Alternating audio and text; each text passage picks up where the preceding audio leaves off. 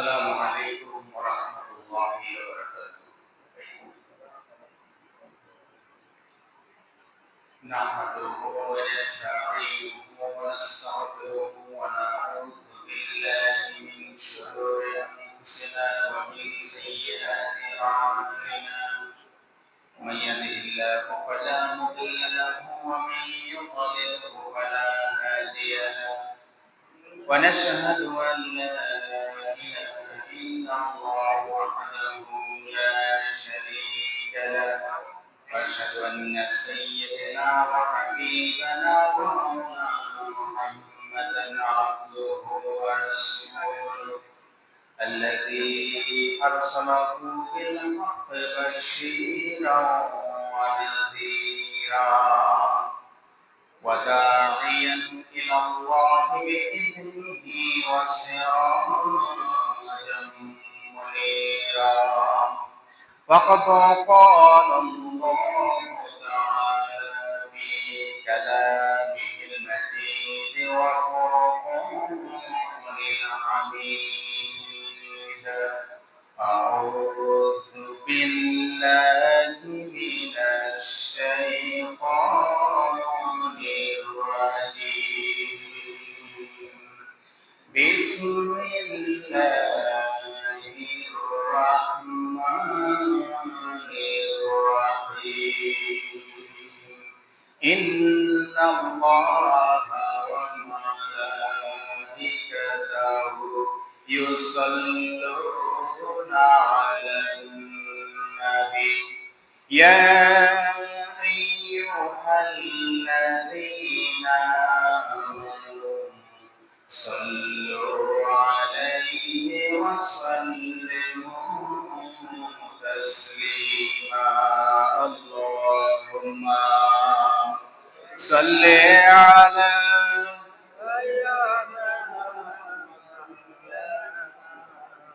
وعلى آل سيدنا.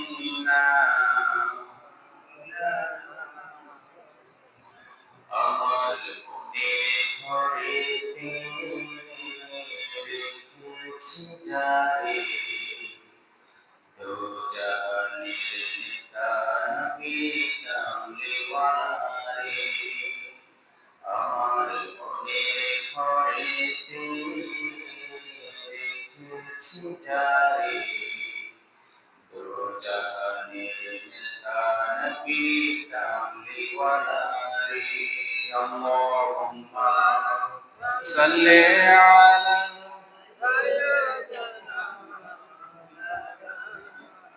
وعلى آل سيدنا مولانا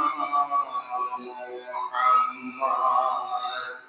আরবের বুকে মক্কার পরে যেথায় আমিনার ঘর, খোদার করুণা কাউসার হয়ে ঝরছে বারংবার। আল্লাহুম্মা সাল্লি আলা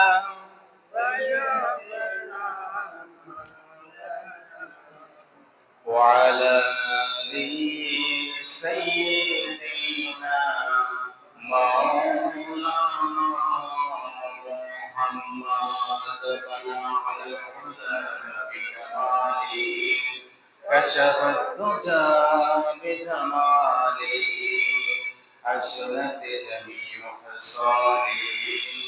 صلوا عليه وعليه درود إبراهيم. اللهم صل على محمد وعلى آل محمد كما صليت على إبراهيم وعلى آل إبراهيم إنك حميد مجيد. اللهم بارك على محمد وعلى آل محمد كما باركت على إبراهيم وعلى آل إبراهيم إنك حميد مجيد. কেউ যেটা দেয় না সেটা দেয় কে? সকল ক্ষমতার উৎস কে? সকল প্রশংসার মালিক কে? আমাদেরকে আজকে এখানে আসার তৌফিক দিয়েছেন কে? যে আল্লাহ তাআলা আমাদেরকে অসংখ্য নিয়ামত রাজি দিয়ে আমাদেরকে সুস্থ শরীরে আজকে সালাতুল জুমা আদায় করার জন্য মসজিদে আসার তৌফিক দিয়েছেন। আগেভাগে আমরা সেই মালিকের, সেই রবের দেওয়া জবান দিয়ে এবং তার শেখানো ভাষা দিয়ে আমরা তার প্রশংসা তাকে শুনিয়ে দিচ্ছি। আমরা বলছি আলহামদুলিল্লাহ। প্রিয় মুসলিম ভাইয়েরা, গত সপ্তাহে আমার খুতবার যেই বিষয় ছিল সেই বিষয়ে একটা সম্পূরক খুতবা আজকে ইনশাআল্লাহ দেব আমি আপনাদের সামনে। গত সপ্তাহে আমার খুতবাহের বিষয় ছিল যে উপযুক্ত বয়সে সন্তানের বিয়ের ব্যবস্থা, এবং এই বিষয়ে আমাদের অভিভাবক যারা আছি, আমরা গার্ডিয়ান যারা আছি, মা বাবা যারা আছি, আমাদের উদাসীনতা এবং কোন কোন জায়গায় আমাদের ত্রুটিগুলো রয়েছে এই সংক্রান্ত খুতবা দিয়েছিলাম। তো যেহেতু জুমার পূর্ববর্তী সময়ের একটা সীমাবদ্ধতা থাকে, একটা লিমিটেশন থাকে, যার কারণে কিছু সম্পূরক প্রশ্ন থেকেই যায়। তো আজকে গত খুতবায়ের একটা সম্পূরক খুতবা আজকে আল্লাহ তাআলা যদি আমাকে তৌফিক দান করেন তাহলে আমি আপনাদের সামনে পেশ করব ইনশাআল্লাহ। প্রিয় মুসলিম ভাইয়েরা, আজকে সম্পূরক যে বিষয়টা নিয়ে কথা বলবো সেটা হচ্ছে আমরা যারা সামাজিকভাবে বিবাহ প্রদান করি, বিবাহের কাজ আমরা সম্পন্ন করি, ছেলে পক্ষ, মেয়ে পক্ষ এবং কাজী, এখানে গুরুত্বপূর্ণ একটা বিষয় যেটা আমরা অনেক সময় এড়িয়ে যাই বা গুরুত্ব দেই না, যেটার কারণে একটা পর্যায়ে দেখা গেছে যে দাম্পত্য জীবনে অশান্তি সৃষ্টি হয়, বিভিন্ন ধরনের মতভেদ সৃষ্টি হয়, পারিবারিকভাবে অশান্তি সৃষ্টি হয় এবং শেষ পর্যায়ে এটা বিবাহ বিচ্ছেদ হয়ে যায়, ছাড়াছাড়ি হয়ে যায়। আমরা অনেকেই জিনিসটা গুরুত্ব দিই না। আজকে আমি আপনাদের সামনে সেই বিষয়টাই তুলে ধরার চেষ্টা করবো ইনশাআল্লাহ। এটাকে বলা হয় কুফু। এটার নাম কি বলেন? কুফু। কুফু আরবি শব্দ। এই কুফুটা কি শব্দ? আরবি শব্দ। হাদিসে পাকে নবী করিম সাল্লাল্লাহু আলাইহি ওয়াসাল্লাম এই কুফুর ব্যাপারে খুব গুরুত্ব আরোপ করেছেন। এখন প্রশ্ন হচ্ছে, আমরা আসলে ইসলামী শরিয়তের বাহিরে আমরা যেটাই করি সেটাতেই আমাদের বরকত উঠিয়ে নেন কে? আল্লাহ। আর ইসলামী শরিয়া সম্মত আপনি যেটাতে হাত দিবেন সেটার মধ্যে বরকত প্রদান করবেন কে? আল্লাহ। তাহলে আল্লাহ তাআলা রাসূল বিবাহের ক্ষেত্রে এই কুফুর ব্যাপারে খুব গুরুত্ব আরোপ করেছেন। আসুন এই কুফুটা কি এটা আমরা আজকে জানার চেষ্টা করব ইনশাআল্লাহ। প্রিয় ভাইরা আমার, এই কুফুটা হচ্ছে এমন একটা বিষয় যেটা আসলে আমরা অনেকে গুরুত্ব দিই না, কিন্তু আমাদের জন্য অনেক গুরুত্বপূর্ণ। আমরা অনেকে হয়তো বুঝি না, যার কারণে আমরা এটার গুরুত্ব দিতে জানি না। আসলে আমাদের ইসলামী শরিয়াতে বিবাহ শুধুমাত্র একটা আকস্মিক বন্ধনই নয়, এটা এক ধরনের মানসিক, সামাজিক এবং আধ্যাত্মিক একটা সামঞ্জস্যের একটা সম্পর্ক, ঠিক কিনা? এই কুফু আরবি শব্দ, এটার শাব্দিক অর্থ হচ্ছে সমতা, সামঞ্জস্যতা, সমপর্যায়ে। সুবহানাল্লাহ বলেন। অর্থাৎ এই কুফুটা যখন আপনি ঠিক রেখে যখন কোনো আত্মীয়তা করবেন, সে আত্মীয়তার মধ্যে শান্তি থাকবে, সঠিক বোঝাপড়া থাকবে এবং একটা সুন্দর একটা সাংসারিক একটা জীবন নিশ্চিত করা যাবে। আর যখনই আপনার কুফুটা মিলবে না, আপনার বিয়েটা শুদ্ধ হয়ে যাবে। কুফুবিহীন যদি আপনি ছেলেকে বিয়ে করান অথবা মেয়েকে বিয়ে দেন, আপনার বিয়েটা শুদ্ধ হয়ে যাবে। কিন্তু ওই যে আপনার কুফুটাকে গুরুত্ব না দেওয়ার কারণে একটা হচ্ছে যে আমি সংসার করতেছি, তার মানে প্রতিদিন যেন মনে হয় আমি একটা জাহান্নামের মধ্যে বসবাস করছি, অনুভূতিটা অনেক সময় এরকম হয়ে যায়। আবার যখন কুফুটা ঠিক থাকে তখন মনে হবে যেন এই এক একটা দিন যেন আমার এক একটা স্বর্গের মধ্যে কাটতেছে। এই বিষয়টা আমরা অনেকে হয় জানি না, আবার অনেকে জানলেও গুরুত্ব দিই না। তো এই জন্যই এটা সম্পূরক, এটা না বললেই নয়। গত সপ্তাহে যেহেতু আমি আমার খুতবার মূল থিম চুম্বকাংশ, ম্যাগনেটিক পোর্শন, চুম্বকাংশ যেটা ছিল সেটা ছিল বিয়েকে সহজ করা আর অবৈধ জেনার কাজকে কঠিন করা, ঠিক কিনা? তো যেহেতু আমি গত খুতবাহে কোরআন এবং সুন্নাহর আলোকে বিয়েকে যেহেতু সামাজিকভাবে সহজ করার জন্য শরীয়তের মধ্যে বলা হয়েছে, ঠিক তেমনি ভাবে বিয়েটাকে দীর্ঘস্থায়ী করার জন্য, সাংসারিক জীবনটাকে সুখ শান্তিময় করার জন্য যেই জিনিসটা দরকার সেটার নাম হচ্ছে কুফু। সেটার নাম কি বলেন? কুফু। তাহলে কুফুটা কি? আরবি শব্দ। কুফু কি শব্দ? আরবি শব্দ। কাফ ফা ওয়াও অথবা কাফ ফা হামজা, কুফু। তাহলে এই কুফু শব্দের অর্থ কি? সমতা, সমপর্যায়ে এবং সামঞ্জস্যতা। এবার আসেন এই কুফুর সংজ্ঞাটা কি আমরা জানার চেষ্টা করি। প্রিয় ভাইরা আমার, এই কুফুটা হচ্ছে বিয়ের ক্ষেত্রে, একটু খেয়াল করে শুনবেন, বিয়ের ক্ষেত্রে বর এবং কনে, বর এবং কি কনে রুচি চাহিদা, রুচি চাহিদা, বংশ যোগ্যতা। আমি কয়টা কথা বলেছি? চারটা কথা। এক নাম্বার হচ্ছে কি? রুচি। দুই নাম্বার হচ্ছে কি? চাহিদা। তিন নাম্বার হচ্ছে বংশ। তারপরে চার নাম্বার কি? যোগ্যতা। এই চারটার ভিত্তিতে এই সব কিছু সমান সমান, অর্থাৎ ছেলে পক্ষ, অর্থাৎ ছেলে এবং মেয়ে, মেইন হচ্ছে পাত্র এবং পাত্রী। মেইন কি? পাত্র এবং পাত্রী। এই চারটা বিষয়ে পাত্র এবং পাত্রীর ক্ষেত্রে সমান সমান, বা কিছু কিছু ক্ষেত্রে সমান সমান একান্ত যদি না হয় কাছাকাছি, কাছাকাছি। যেমন আমরা অনেকে বলি না 19-20, বলি কিনা 19-20। 19-20 মানে কি? 20-এর কাছাকাছি কত? 19। কিন্তু যখন জিনিসটা আপনার 10-20 হয়ে যাবে তখন অনেক বড় তারতম্য হয়ে গেল না? অনেক বড় একটা পার্থক্য, একটা তারতম্য হয়ে গেল। তো এটা হচ্ছে যে কি, এই চারটা বিষয়, আমি আবার বলছি, রুচি, চাহিদা, বংশ এবং যোগ্যতা, শিক্ষাগত যোগ্যতা, এটা হয় সমান সমান, না হলে কাছাকাছি। অন্তত কাছাকাছি হওয়াকেই ইসলামী শরীয়তের পরিভাষায় কুফু বলে। এখন আসেন, এই জিনিসটা আমাদের সমাজে অনেক ক্ষেত্রে আমরা অনেক সময় এটাকে গুরুত্ব দেওয়ার চেষ্টা করি না। দু একটা জিনিস যখন অতিরিক্ত পছন্দ হয়ে যায় তখন সেখানে ঝাঁপায় পড়ি।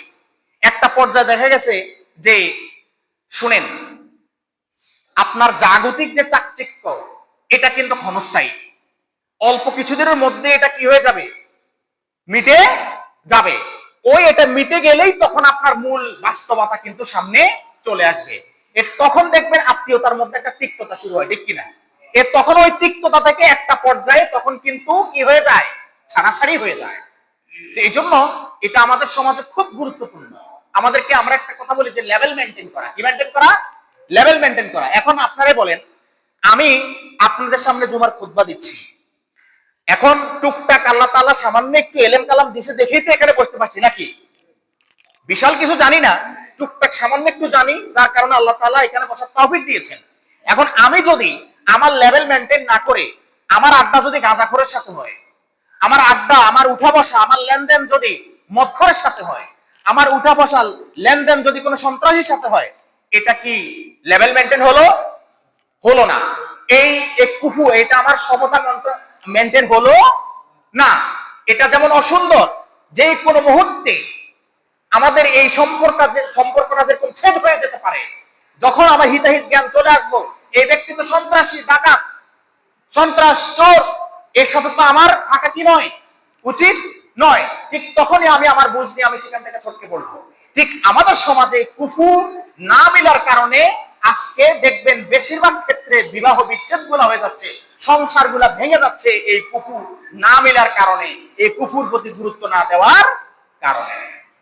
প্রিয় ভাইরা আমার, আল্লাহ তাআলা সূরা সাজদা আয়াত নম্বর 18 আল্লাহ তাআলা বলছেন, আফামান কানা মুমিনান কামান কানা ফাসিকান লা ইয়াস্তাউন। আমার আল্লাহ তাআলা বলছেন, যে ব্যক্তি মুমিন, যে ব্যক্তি বিশ্বাসী, যে ব্যক্তি আমি আল্লাহ তাআলাকে বিশ্বাস করেছে, আমি আল্লাহ তাআলার উপরে ঈমান এনেছে, সেই ব্যক্তি কি ফাসিক ব্যক্তির মতো নাকি? হে আমার বান্দারা তোমরা বলো, যেই ব্যক্তি ঈমান এনেছে, যেই ব্যক্তি আমার প্রতি বিশ্বাস স্থাপন করে এবং আমার ইবাদত করে, ওই ব্যক্তি কি এমন ব্যক্তির ন্যায় নাকি যেই ব্যক্তি সারাক্ষণ গুনাহ করতে থাকে? নাউযুবিল্লাহ, ঠিক কিনা বলেন? ঈমানদার ব্যক্তি এবং ফাসিক ব্যক্তি কখনো সমান হতে পারে না। ফাসিক ব্যক্তি সব সময় গুনাহের জন্য চেষ্টা চালিয়ে যায়, আর ঈমানদার ব্যক্তি সব সময় আল্লাহর নৈকট্য অর্জনের জন্য চেষ্টা চালিয়ে যায়। সুবহানাল্লাহ। এই জন্য আমার আল্লাহ তাআলা বলতেছেন, আফামান কানা মুমিনান কামান কানা ফাসিকান লা ইয়াস্তাউন। এরপরে আমার আল্লাহ তাআলা বলতেছেন লা ইয়াস্তাউন, আল্লাহ তাআলা জবাব দিয়ে দিচ্ছেন তারা সমান নয়। তারা কি নয়? সমান নয়।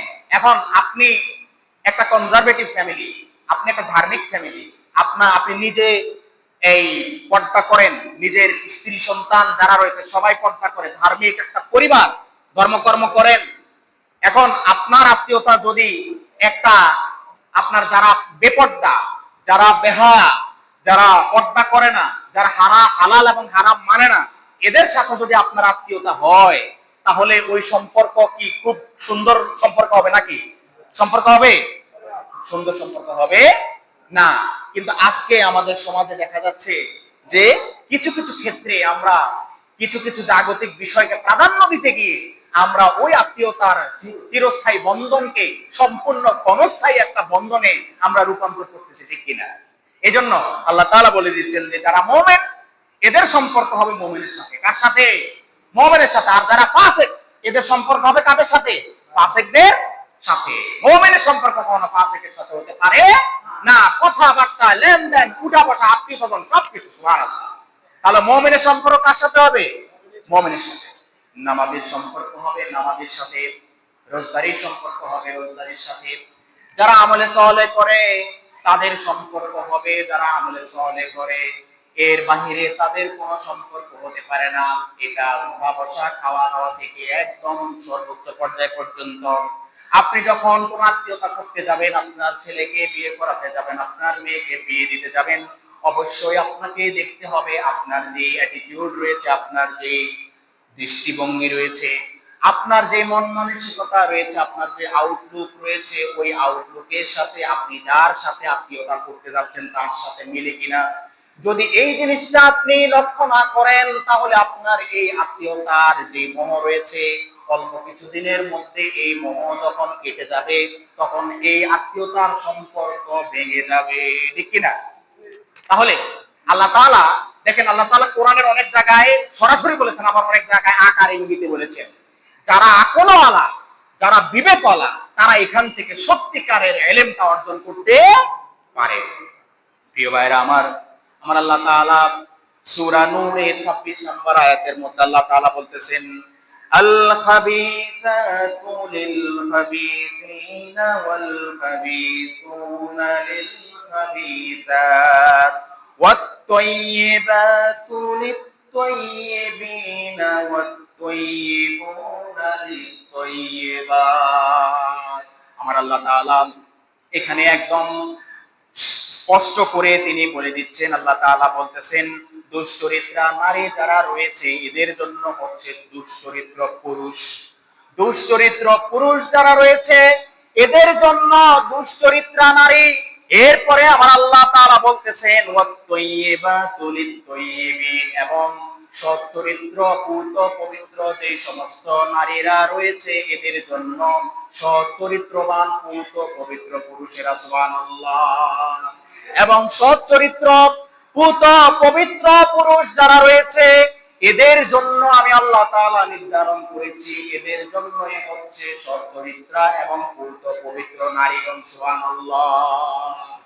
তোমরা যদি এই জিনিসটাকে অবলম্বন না করো, এই জিনিসটাকে যদি সামাজিকভাবে প্রতিষ্ঠা না করো, তাহলে তোমাদের সমাজে ফিতনা, ফাসাদ, ঝগড়া, বিবাদ এগুলো লেগেই থাকবে। আমি আল্লাহ তাআলা নির্ধারণ করে দিয়েছি, যেই পুরুষের চরিত্রে সমস্যা রয়েছে, যেই ছেলের চরিত্রে সমস্যা রয়েছে, আমি আল্লাহ তাআলা নির্ধারণ করে দিয়েছি ওই ছেলের জন্য কখনো সৎ চরিত্রা নারী হতে পারে না। সুবহানাল্লাহ। এই জন্য প্রিয় ভাইয়েরা আমার, আমরা যখন কোনো বিয়ের কাজ সম্পূর্ণ করতে যাব, তখন আমাদেরকে নিশ্চিত হতে হবে আমার মেয়েটা যেমন পর্দাশীল, ধার্মিক, সৎ চরিত্রা, ওই ছেলেটা সৎ চরিত্রবান কিনা, ওই ছেলেটা ধার্মিক কিনা, ওই ছেলেটার শিক্ষাগত যোগ্যতা ঠিক আছে কিনা, ওই ছেলেটার ধর্মীয় জ্ঞান আছে কিনা, কোরআন এবং হাদিসের জ্ঞান আছে কিনা। যদি কোরআন এবং হাদিসের জ্ঞান যদি না থাকে, তাহলে ওই সৎ চরিত্রা, ওই যে নারী রয়েছে, ওই নারীর গায়রত সে রক্ষা করতে পারবে না। ঠিক কিনা বলেন? গায়রত হচ্ছে এমন একটা সেনসিটিভ জিনিস, যেই জিনিসটা সবাই জানে না, যেই জিনিসটা সবাই বুঝতে পারে না, কিন্তু একজন নারীর যেমনি ভাবে গায়রত রয়েছে, একজন পুরুষেরও গায়রত রয়েছে। পুরুষের চেয়ে নারীর গায়রতে অনেক বেশি সেনসিটিভ ব্যাপার। আপনি আপনার মেয়েকে যেখানে পাত্রস্থ করবেন, অবশ্যই আপনি দেখবেন ওই ছেলের কোরআন এবং হাদিসের অর্থাৎ ধর্মীয় জ্ঞান আছে কিনা। ধর্মীয় জ্ঞান যদি শূন্য হয়, তাহলে আপনার মেয়ের সংসারে কোনোদিন শান্তি আসবে না। ঠিক কিনা বলেন?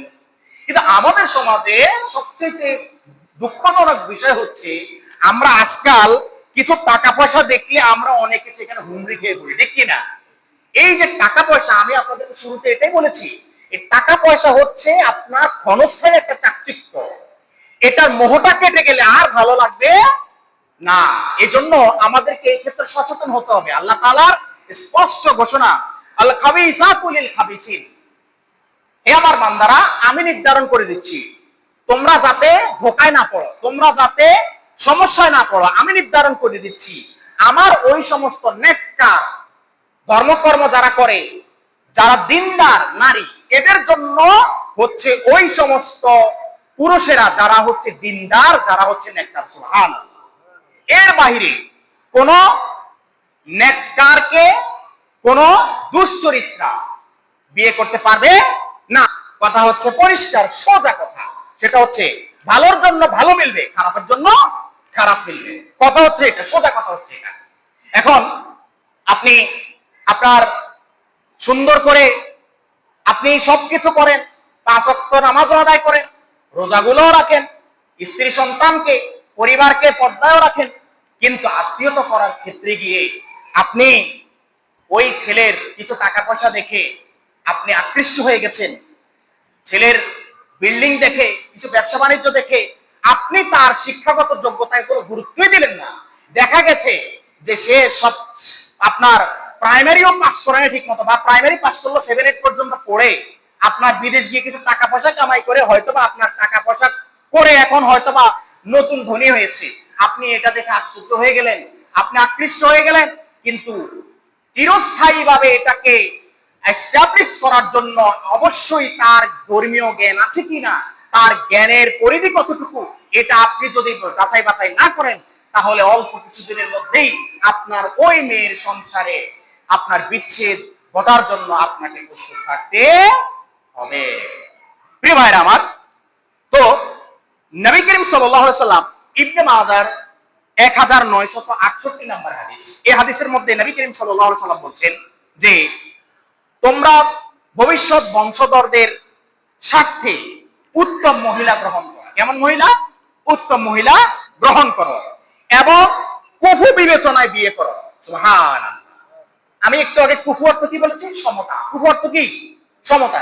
তাহলে নবী করিম সাল্লাল্লাহু আলাইহি সাল্লাম আপনার ইবনে মাজাহ শরীফের 1968 নম্বর হাদিসে তিনি বলছেন যে ভবিষ্যৎ প্রজন্মকে ভালো করার জন্য, উত্তম মহিলাকে গ্রহণ করার জন্য, মানে বিয়ে করার জন্য, পাশাপাশি আল্লাহ রাসূল বলতেছেন সেই ক্ষেত্রে কুফু বা সমতা বিবেচনায় অবশ্যই তোমাদেরকে বিয়ে করতে হবে। আর বিয়ে যখন তোমরা বিয়ে দিতে সমতার প্রতি তোমাদেরকে লক্ষ্য রাখতে হবে। অর্থাৎ এর কথা হচ্ছে মানে হচ্ছে এটা, আপনি যখন ছেলে বিয়ে করাতে যাবেন তখন ওই যে মেয়ে পক্ষের সাথে আপনার সমতা মেলে কিনা এটা দেখবেন। আপনি যখন মেয়ে বিয়ে দিতে যাবেন তখন ওই যে ছেলে পক্ষের সাথে সমতা মিলে কিনা, আবার যখন ছেলে বিয়ে করাতে যাবেন ওই মেয়ে পক্ষের সাথে সমতা মিলে কিনা আপনাকে দেখতে হবে। এখন মনে করেন আপনি পর্দা করেন, এখন ওরা দেখা গেছে যে পর্দা কি বোর কাজে গায়ে দিবে এটা সহ্য করতে পারে না। এখন আপনি পড়বেন বেকায়দায়, আপনার বাড়িতে বিয়ে করে নিয়ে আসছেন, এখন আপনি শ্বশুর, আপনি চাচ্ছেন যে আপনার এই পুত্রবধূ পর্দা করবে, পর্দা থাকবে। আপনার ছেলে সেও চাচ্ছে আপনার পুত্রবধূ পর্দা থাকবে, পর্দা করবে। কিন্তু আপনার পুত্রবধূ তো ওই প্র্যাকটিস করে নাই, তারা তো ওই পরিবারের নয়, ওই সমাজের নয়। যার কারণে এখন এই যে আস্তে আস্তে আপনার তাকে বলতেছেন, সে বলবে, সে উত্তর করলো যে না আমি এভাবে চলতে পারবো না, আমি আমার স্বাধীনতা বজায় রেখে চলবো, স্বাধীনভাবে চলবো।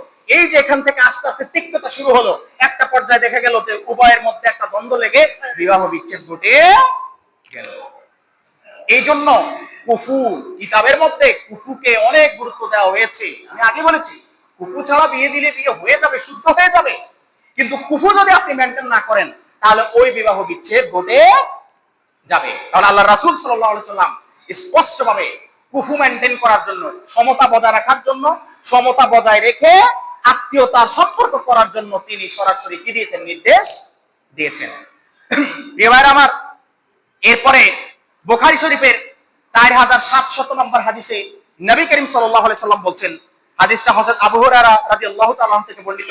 আন আবি হুরায়রা রাদিয়াল্লাহু তাআলা আনহু আন নবী সাল্লাল্লাহু আলাইহি সাল্লাম قال তুনকাহু মারআতা লিআরবাইন লিমালিহা ওয়া লিহাসাবিহা ওয়া লিজামালিহা ওয়া লিদীনিহা ফাজফার বিযাতিদ দীনি তারিবাত ইয়াদাকা।